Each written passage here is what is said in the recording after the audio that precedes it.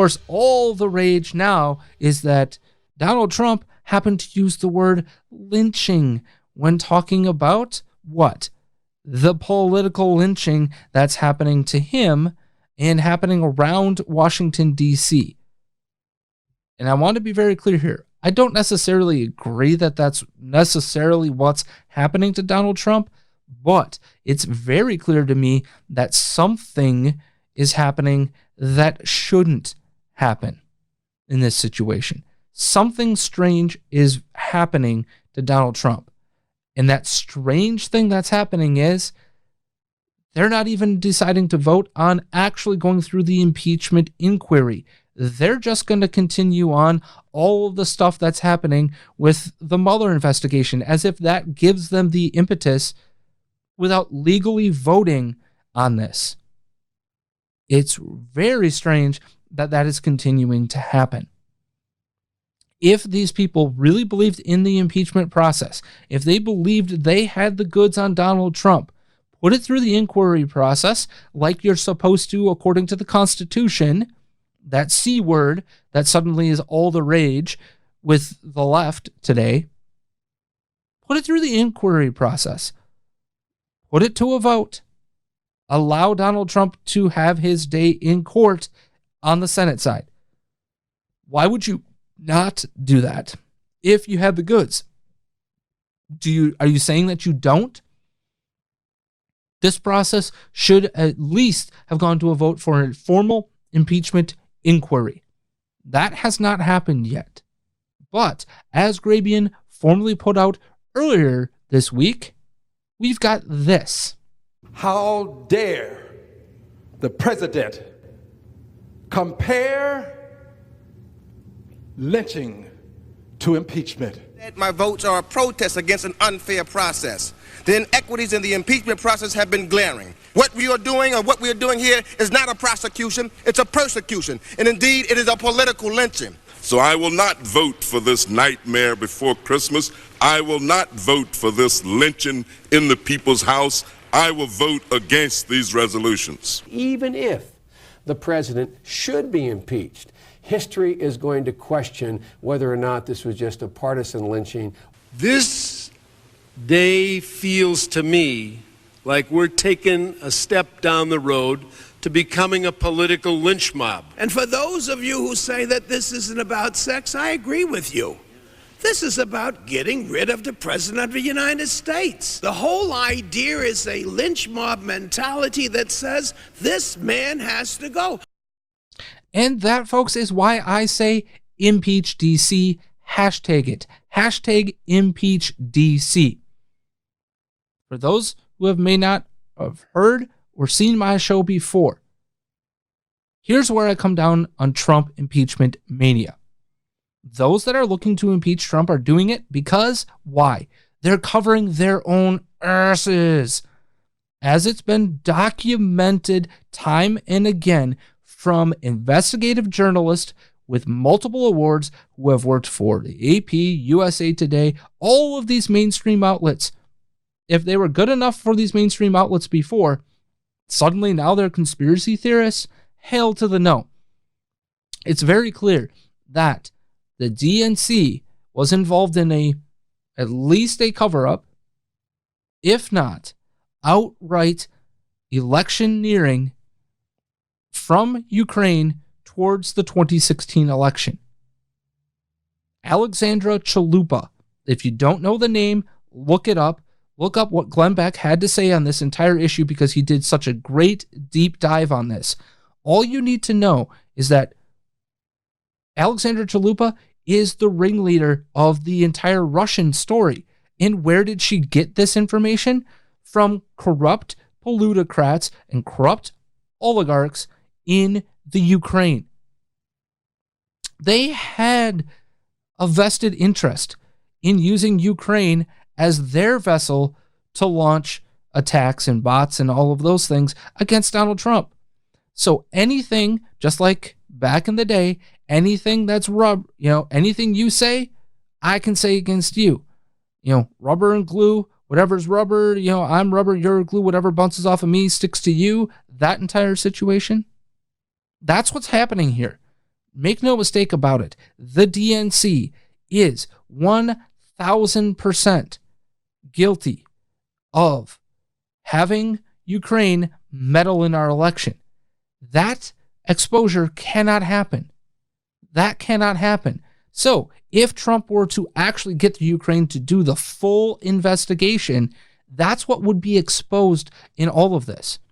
Whether or not Trump is guilty of his own infractions, irregardless of that, that would be what would be exposed if this investigation went any further.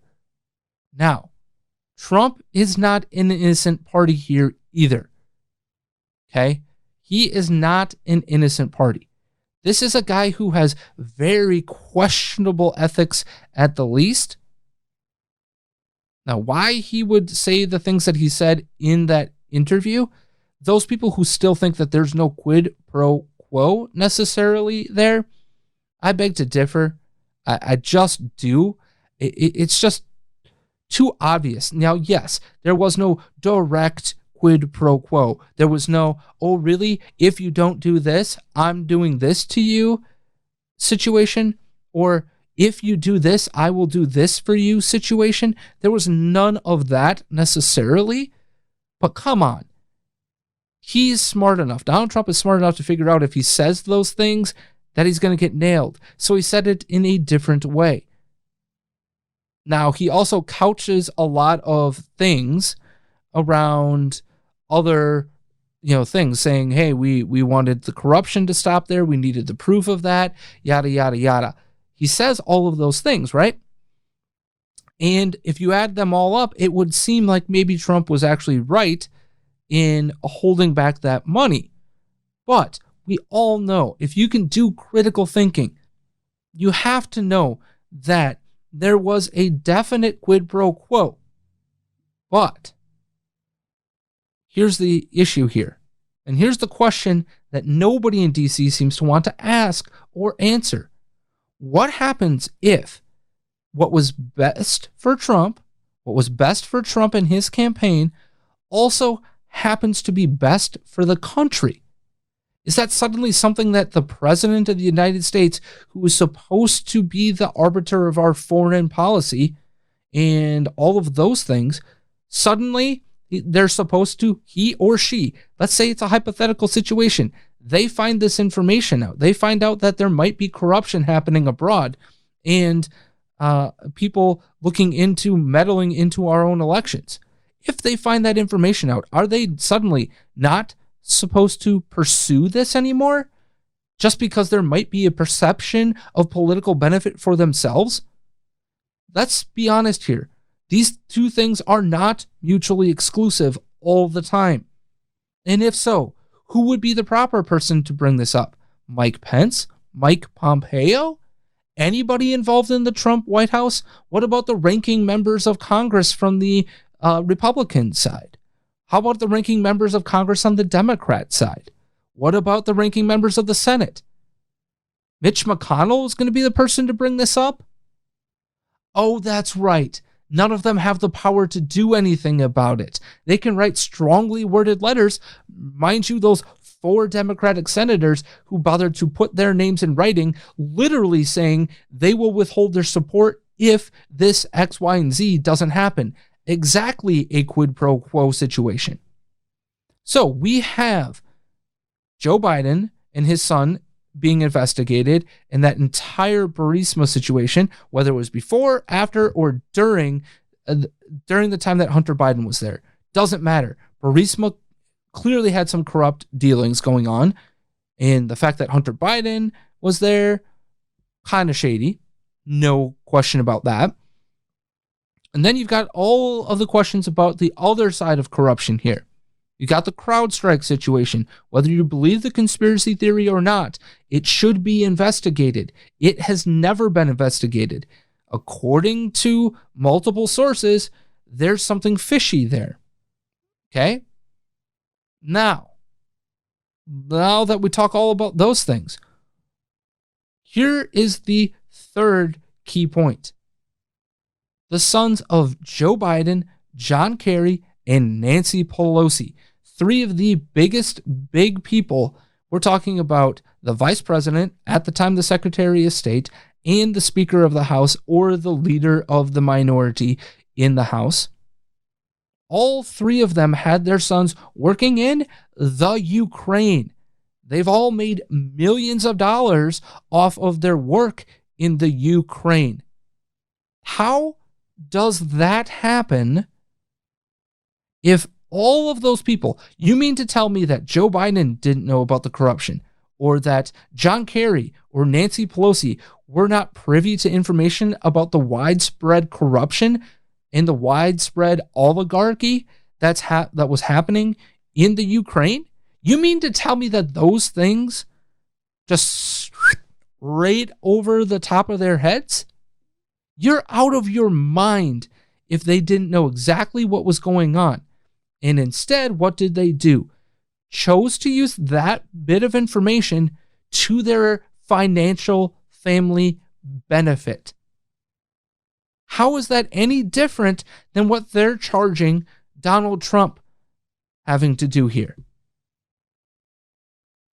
So you've got the DNC, you've got Donald Trump, and you've got three of the top Democrats, not to mention the four other Democratic senators, all in the mix here.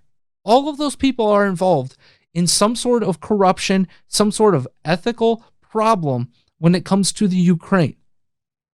Then we also have the reports of the Ukraine actually trying to meddle in our elections, a la what was going on with the 2016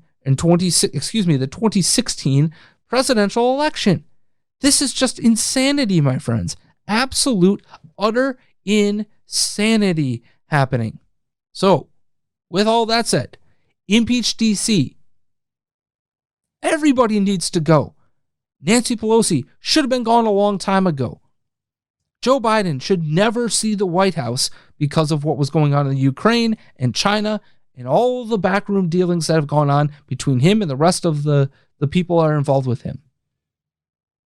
Nancy Pelosi goes. Joe Biden goes away. Donald Trump arguably should be impeached. I don't necessarily believe that what took place here was a provable high crime or misdemeanor. And if it was, we've got a whole lot of members of Congress to impeach, which I'm totally fine with. But what I cannot stand is all of these moral preening people on the Democratic side, the Adam Schiffs and all of these people, the Eric Swalwells,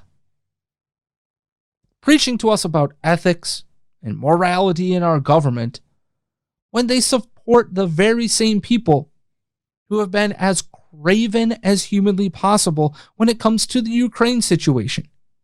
If you know that there's corruption, if you know that there's bad faith dealings happening in an area, why in the blue hell would you allow that to happen? Why? I do not understand that. So what I'm calling for with this Impeach D.C. movement is every single possible elected official needs to go. Every single career bureaucrat needs to go. We need to blow up the apparatuses of Washington, D.C. There's corruption in the FBI. There's corruption in the CIA. There's very clear deep state stuff happening here, okay? It's very clear. It's obvious from John Brennan to all the other people that are involved in what they're doing to Donald Trump. What James Comey has done, what Peter Strzok and Lisa Page, and on and on and on and on. These are not isolated incidents. And I don't care, had this been Bernie Sanders or Hillary Clinton, for that matter. If it were reversed and it was Republican members of the FBI and CIA and yada, yada, yada, doing the dirty work to try to get them put out of office, I don't care. Every single person in leadership should be gone. Every one of them. Every single one of them. Every single elected official. The fact of the matter is Congress has about an 18 to 22%, depends on the poll that you follow. 18% approval rating with Republicans. It's not even in the 30s when you talk to Democrats. And independents, it's somewhere in the 20s.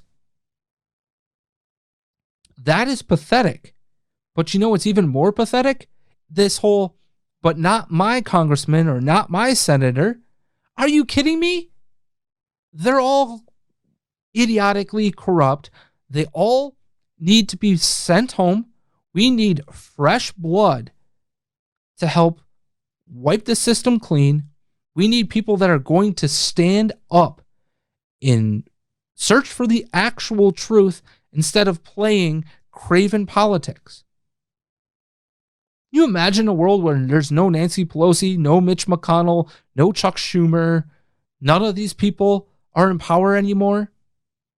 Yes, we have a power vacuum, but people that will fill it will be actual servants, actual people who want to serve the public.